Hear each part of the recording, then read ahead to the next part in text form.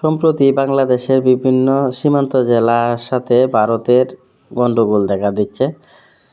তার মধ্যে উল্লেখযোগ্য হচ্ছে লালমনিরহাট জেলা। লালমনিরহাট জেলার সীমান্তগুলো নিয়ে আজকে আমরা আলোচনা করব।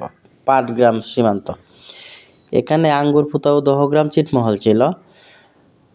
পাটগ্রামের দহগ্রাম সীমান্তে প্রায়ই উত্তেজনা বিরাজ করে। দহগ্রামের সরকারপাড়া সীমান্তে শূন্যরেখায় প্রায় 1 কিলোমিটার এলাকা জুড়ে 10 জানুয়ারি 2025 তারিখে বিএসএফের পক্ষ থেকে লোহার অ্যাঙ্গেল দিয়ে খুঁটির মধ্যে 3.5 ফুট উঁচু কাঁটাতারের বেড়া স্থাপন করা হয়। বেড়ার মধ্যে মদের বোতল ঝুলিয়ে রাখা হয় এবং বোতলে সামান্য পরিমাণ লিকুইড দেখা যায়। এর ফলে স্থানীয়দের মধ্যে আতঙ্ক বিরাজ করে। বুড়িমারি স্থলবন্দর, বুড়িমারি স্থলবন্দরটিও বিখ্যাত। পাটগ্রামে অবস্থিত। এর বিপরীতে পশ্চিমবঙ্গের মেখলিগঞ্জের চ্যাংরাবান্ধা এলসিএস আছে। হাতীবান্ধা সীমান্তটি আর একটু দক্ষিণের দিকে অবস্থিত।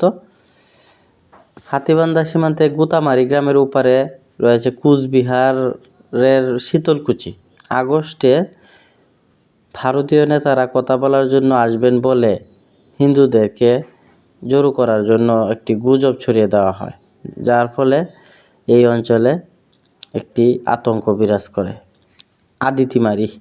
আদিতিমারি সীমান্তে বিএসএফের গুলিতে বাংলাদেশি যুবক আহত হয়েছে 6 ডিসেম্বর 2024 সালে। বড়কাতা সীমান্তটি একটি উল্লেখযোগ্য সীমান্ত। অবৈধ অনুপ্রবেশের দায়ে এক বাংলাদেশি যুবককে বিএসএফের সদস্যরা আটক করে 15 এপ্রিল 2024 তারিখে। এরকম আরও কয়েকটি স্থানে বেশ কিছু উত্তেজনা দেখা দিচ্ছে সম্প্রতি সময়ে।